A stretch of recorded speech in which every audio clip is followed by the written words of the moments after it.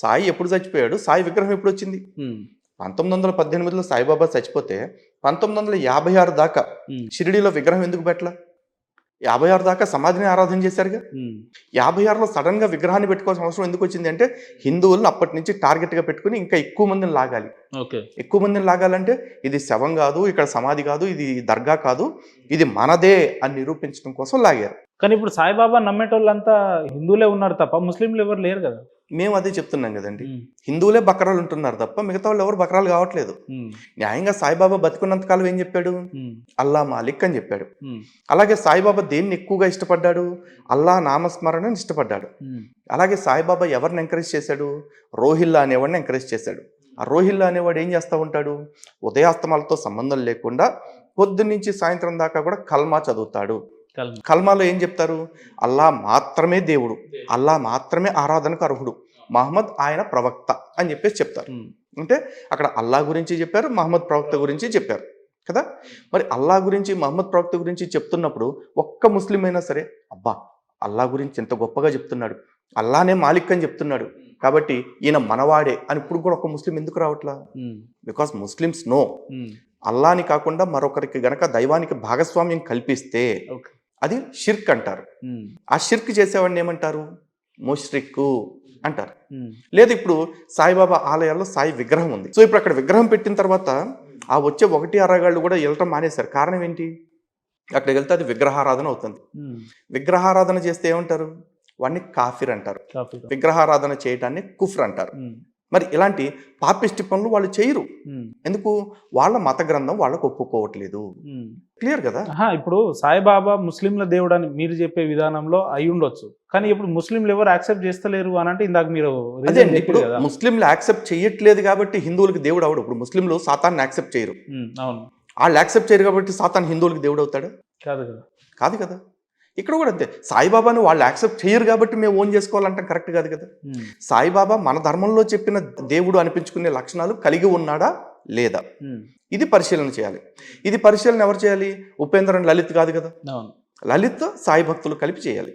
మరి సాయి భక్తులు ఎవరైనా ఇదే పరిశీలన చేద్దాము, నిరూపణ చేద్దాము అంటే ఒక్కడైనా వస్తున్నాడు. నేను నిన్న మీ ఇంటర్వ్యూ ఉందని చెప్పి అపోనెంట్ వ్యక్తికి కూడా ఫోన్ చేసిన, మైనంపాటి ప్రసాద్ గారని. పేరు విన్నారా ఎప్పుడన్నా? అయ్యో బ్రహ్మ, పరిచయం ఉందా? బాగా, అంటే ఫోన్ పరిచయం. ఇట్లా లలిత్ గారు వస్తున్నారు, మీరు కూడా వస్తే బాగుంటది, మంచి హెల్తీ డిస్కషన్ చేద్దాం, ఒక మంచి మెసేజ్ పంపిద్దాం వ్యూవర్స్ అని చెప్పిన. మరి ఆయన ఎందుకు యాక్సెప్ట్ చేయలేదు? ఏం కారణం ఏమై ఉంటుంది అంటారు? అది వాళ్ళని అడగాలండి. నాకు తెలిసిన కారణం చాలా క్లియర్ గా ఉంది. అంటే మీతో డిబేట్ అంటే వాళ్ళు వస్తలేరు ఎందుకు అంటున్నా? అదేంటి, నాకు తెలిసిన కారణం చాలా క్లియర్ గా ఉంది. సనాతన ధర్మం ప్రకారం సాయిబాబాకి దేవుడు కాదు కదా, గురువు అనిపించుకునే యోగ్యత కూడా లేదు. ఇది మా గ్రంథాల ఆధారంగా మేము చెప్పడానికి సిద్ధంగా ఉన్నాం. వీళ్ళు ఏదైతే సాయికి పేరు పక్కన రాముడని, కృష్ణుడని, లేకపోతే లక్ష్మి అని పెట్టుకుంటున్నారో, ఏదైతే వీళ్ళు సాయిబాబా ఆలయాల్లో దేవతా విగ్రహాలను పెడుతున్నారో, ఆ విగ్రహాలకి ఆ నామాలకి ప్రామాణికమైన అవే గ్రంథాల ఆధారంగా మీరు సాయిబాబా దేవుడే, సాయిబాబా సద్గురువే అని నిరూపించే అవకాశం మీకు అద్భుతంగా దొరుకుతుంది.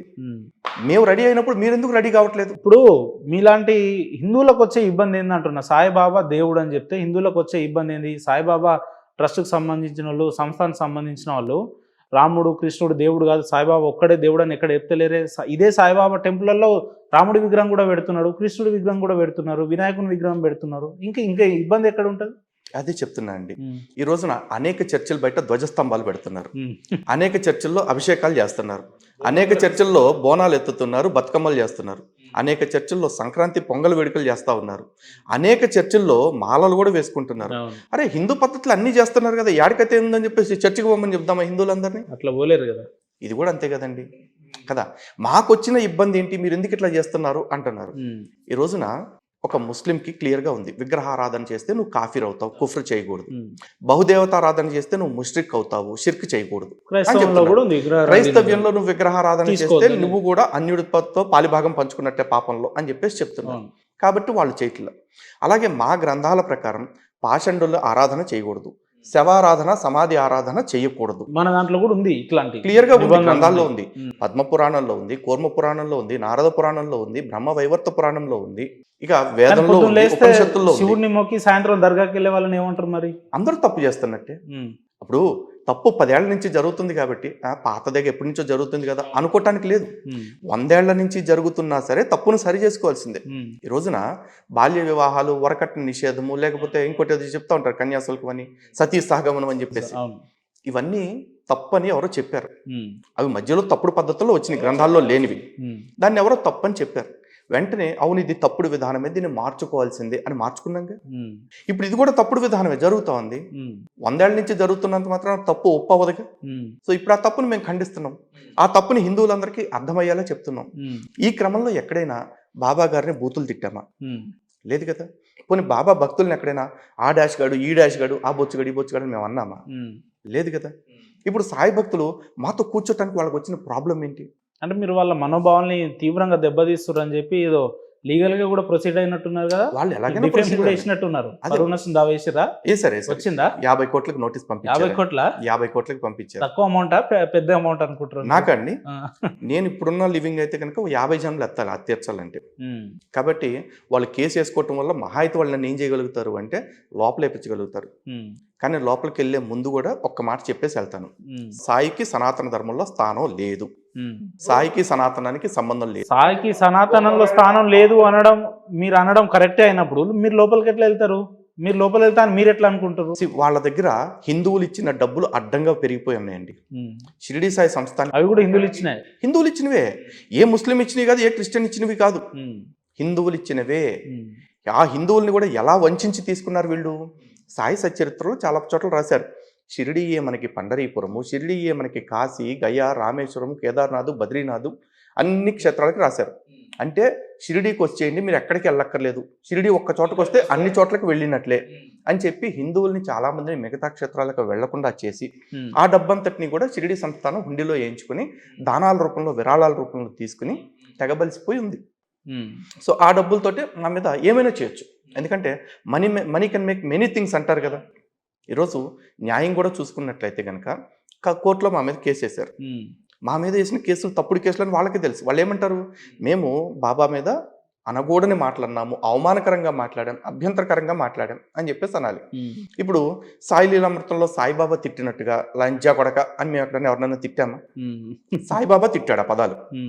అలాగే సాయి సచ్చరిత్రలో చూసుకుంటే ఆడవాళ్ళని సాయిబాబా అంటున్నాడు, అదొక నికృష్ట ముండా, పాపిష్టి ముండా అని సాయిబాబా స్వయంగా తిట్టాడు. మేము అలా ఎక్కడైనా సరే సాయి మతాన్ని కానీ సాయిబాబాకి సంబంధించిన దేవుడు అంటే వాళ్ళ గ్రంథంలో ఉన్న వ్యక్తుల్ని కానీ తిట్టామా ముండా అని, లంజా కొడక అని? లేదు కదా. మరి నా మీద కేసులు వేశారు. ఇప్పుడు ఆ కేసులు తప్పుడు కేసు అని వాళ్ళకి తెలుసు, చూస్తున్న వాళ్ళకి వీళ్ళకి తెలుసు. కానీ వాళ్ళు ఎలా వేయగలిగారు? వాళ్ళకున్న అధికార బలంతో, వాళ్ళకున్న అర్ధ బలంతో. ఈరోజు అంత డబ్బు నా దగ్గర లేదు. నేను ఈ కేసుని ఫైట్ చేయడానికి లాయర్తో మాట్లాడుతుంటే ఏ లాయర్ దగ్గరికి వెళ్ళినా సరే పర్లేదండి, బయట వాళ్ళ దగ్గర అయితే మేము ఒక 2 lakhs అట్లా తీసుకుంటాం, మీరు హిందువులే కాబట్టి ఒక 2 లక్షలు ఇవ్వండి చాలా అంటున్నారు. బయట వాళ్ళకైతే 2 lakhs తీసుకుంటారు, నాకైతే 2 లక్షలు చాలా అంటున్నారు. అంటే మరి న్యాయం ఇంత ఖరీదైపోయిన తర్వాత, అండ్ ఇంకోటి చాలా మంది ఏమంటారంటే న్యాయం ఎప్పటికైనా గెలుస్తుంది అని చెప్పేసి అంటారు. కానీ ఇప్పుడున్న పరిస్థితుల్లో గెలిచిన ప్రతిదీ కూడా న్యాయం కాదండి. కాబట్టి మేము ఓడిపోతే కూడా ఇన్ వర్స్ట్ కేస్, గెలిస్తే అదృష్టం, దైవాధీనం, గెలిపోవటం. ఉందా నమ్మకం ఉందా గెలుస్తాం? 100%, 100కి 1000% చెప్తున్నాం. కారణం ఏంటి అంటే మేము ఈ రోజు వరకు తప్పు మాట్లాడలేదు, తప్పు చేసేది లేదు. బికాస్ భారతదేశంలో ఈనాటికి కూడా చట్టాన్ని గౌరవిస్తున్న వ్యక్తులు కేవలం హిందువులు మాత్రమే. ఈ రోజున మతం మారిపోయిన వాళ్ళు చూడండి, 1950 నుంచి ఉన్న రూల్ గురించి మొన్న ఒక స్పష్టమైన తీర్పిస్తే 75 సంవత్సరాల నుంచి ఉన్న తీర్పు మాకు అనవసరం, మాకు కూడా రిజర్వేషన్ వర్తింపజేయాల్సిందే అని ఉద్యమాలు చేస్తున్నారు, ప్రెస్ మీట్లు పెడుతున్నారు, ఎట్టబడితే అటు వరుతున్నారు. ఎందుకు అంటే వాళ్ళకి చట్టం అంటే లెక్కలేదు, మాకు కావాల్సిన దానికోసం మేము అరుస్తాం అంతే అని చెప్పి అంటున్నారు. అలాగే ముస్లింల విషయం చూసుకోండి, మసీదు పైన మైకులు పెట్టకూడదు, అదేమి ఎసెన్షియల్ రిలీజియస్ ప్రాక్టీస్ కాదు అని సుప్రీంకోర్టు తీర్పు ఉంది. కానీ ఎవరు అట్లా మాట్లాడతలేదే. ఇప్పుడు కూడా రోజుకి 5 సార్లు అజాన్లు ఇస్తూనే ఉన్నారుగా. ఎందుకు? ఎందుకంటే వాళ్ళు ఎవరికి చట్టాల మీద గౌరవం లేదు. శుక్రవారం అంటే రాళ్లవారం కింద మార్చేశారు. అలాగే రోడ్ల మీదకి వచ్చేసి నమాజులు చేస్తున్నారు. ఇవన్నీ చట్టాన్ని గౌరవించేవాడు చేస్తాడు. శుక్రవారం అంటే రాళ్లవారమా? అంతే అయిపోయింది కదా. ఏదన్నా చిన్న ఇష్యూ జరిగితే శుక్రవారం రాళ్ళు వేసుకుని బయటకు వచ్చేస్తున్నారు. కానీ హిందువులమైన మేము ఈ రోజు కూడా మెజారిటీలుగా ఉంటూ మా దేశంలో మేము ఒక గణపతి మండపం పెట్టుకోవాలంటే police permission, fire permission, municipal permission అన్నీ తీసుకుంటున్నాం, ఎలక్ట్రిక్ పర్మిషన్ అన్ని. ఎవడు ఎవరిని గౌరవిస్తున్నాడు? ఎవడు ఈ దేశంలో వ్యవస్థలను గౌరవిస్తున్నాడు? మేమే కదా. కానీ- సో సాయి అంటే విషయంలో ఇతర కూడా మేము అంతే చట్టబద్ధంగా వెళ్తాం. ఏమంటారంటే భారతదేశంలో ఉండాలంటే జై శ్రీరామ్ అనాల్సిందే, అలా అనకపోతే మీ ఇబ్బలుతుంది అనే విధానంలో ఆర్ఎస్ఎస్ కానీ, ఈ హిందూ సమాజం కానీ, ఈ బీజేపీ కానీ, ఇట్లా ఈ హిందూకు సంబంధించిన వ్యక్తులందరూ ఈ రకంగా ప్రవర్తిస్తారు అనేది వాళ్ళ వాదన. ఈ దేశంలో ఉండాలంటే వందే మాత్రం పాడాలంతే. ఇది అందరి నినాదం. పాడరా? కారణం ఏంటి? ఇప్పుడు దేశభక్తి కారణం ఏంటి అంటే- పాడతారు కదా, వందే మాత్రం వందే పాడడంలో మాత్రం ఇబ్బంది ముస్లింలు ఏముంటుంది? పాడరు, క్రైస్తవులు పాడరండి. కారణం ఏంటి అంటే క్రైస్తవులు వందే మాత్రం పాడరు. పాడరు. ఎందుకంటే ఈ భూమి తల్లికి మేము నమస్కరిస్తున్నాము అని చెప్పేసి అర్థం వస్తుంది. అవును. కాబట్టి మేము అల్లాకి తప్ప, మేము యేసుకి యెహోవాకి తప్ప మరి ఎవరిని దేవతగా భావిస్తూ మేము మొక్కము అంటున్నారు. కానీ హిందువునైన నాకు జనని జన్మభూమిశ్చ స్వర్గాదపి గరీయసి అని మాకు రాముడు చెప్పాడు. అవును. అలాగే మాకు వేదం చెప్తుంది, మాతా పృథివీహి పుత్రోహం పృథివ్యాహ అని. అంటే ఈ భూమి నా తల్లి, నేను ఆమె పుత్రుణ్ణి అని చెప్పేసి. ఈరోజు ఒక లాజికల్ థింగ్ మాట్లాడుకుందామండి. దేవుణ్ణి మీరు చూసారా? నేను చూసానా? ఒక ముస్లిం చూసాడా? ఓవైసీ కానీ, అసదుద్దీన్ ఓవైసీ కానీ, అక్బరుద్దీన్ ఓవైసీ కానీ చూసాడా? లేదు. యేసుక్రీస్తుని ఈ క్రిస్టియన్ పాస్టర్లు ఎవడని చూసారా? ఎవరు లేరు. దేవుడు అనేది నమ్మకం. తల్లి భూదేవి నిజం. ఎందుకంటే లైవ్ లో మనం ఉన్నాం కాబట్టి. లైవ్ లో మనం ఉన్నాం. ఈ నేల మీద పుట్టాం, ఈ నేల మీద నడుస్తున్నాం, ఈ నేల మీద పండిందే తింటున్నాం, చస్తే ఈ నేలలోనే కలిసిపోతున్నాం. ఇంకా హిందువుల్ని అగ్నితోటి కాలుస్తారు, పంచభూతాల్లో కలిపేస్తారు. కానీ ఈ క్రైస్తవుల్ని, ముస్లింల్ని ఈ తల్లి గుండెల్లో దాచుకుంటుంది, కడుపులో పెట్టుకుంటుంది చచ్చిన తర్వాత కూడా. మరి పుట్టించి నిన్ను పోషించి నువ్వు వెళ్తే తనలో కలిపేసుకుంటూ, నువ్వు చస్తే తనలో కలిపేసుకుంటున్న ఈ తల్లిని తల్లి అని గౌరవించడానికి రోగం ఏంటి? ఇదే మేము అడుగుతాం. అంతే తప్ప జై శ్రీరామ్ ప్రతోడు అనాల్సిందే అని ఇంతవరకు మేము ఎక్కడ డిమాండ్ చేయట్లేదు. హిందువులందరూ జై శ్రీరామ్ అనాలి, అదే మా విధానం. అది మన హక్కు, అది వద్దన్న అంటారు. కానీ ఇప్పుడు ఏంటంటే, ఇప్పుడు టార్గెట్ మొత్తం అంతా కూడా హైందవ సమాజం అయిపోయింది. ఇటు ముస్లింలు వీళ్ళ మీద పక్కన ముస్లింలు, ఓ పక్కన క్రైస్తవులు, ఓ పక్కన నాస్తికులు, ఓ పక్కన కమ్యూనిస్టులు, ఓ పక్కన సూడో సెక్యులర్. కమ్యూనిస్టులు కూడా కలిపేసి కమ్యూనిస్టులకు కూడా హిందుత్వమే టార్గెట్. సూడో సెక్యులర్లు ఒక పక్కన. ఇది కాకుండా హిందువుల్లోనే కొన్ని ఫేక్ బ్యాచ్లు ఉన్నాయి. Proxy Hindus, pseudo Hindus, secular Hindus.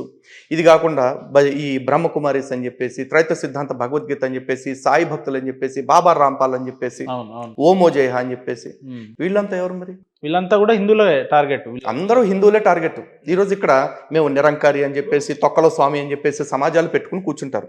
వాళ్ళందరూ ఏం చెప్తారంటే, హిందువుల్ని మనం ఒక దేవతని ఆరాధించాలి, మనం విగ్రహారాధన చేయకూడదు అంటారు. ఎవడి పద్ధతుల్లోకి ఎవరిని తీసుకెళ్తున్నాం? సనాతన ధర్మం అంటేనే బహుదేవత ఆరాధన, బహువిధ ఆరాధన. అలాంటి సనాతనాన్ని నువ్వు సంకుచితత్వంగా మార్చేసి నువ్వు ఒకచోటే ఆగిపోవాలి అని హిందువుల్ని సంకుచితంగా మారుస్తున్నావంటే you're taking half way to Islam and Christianity. దీనివల్ల సనాతన ధర్మానికి భవిష్యత్తులో నష్టం కదా.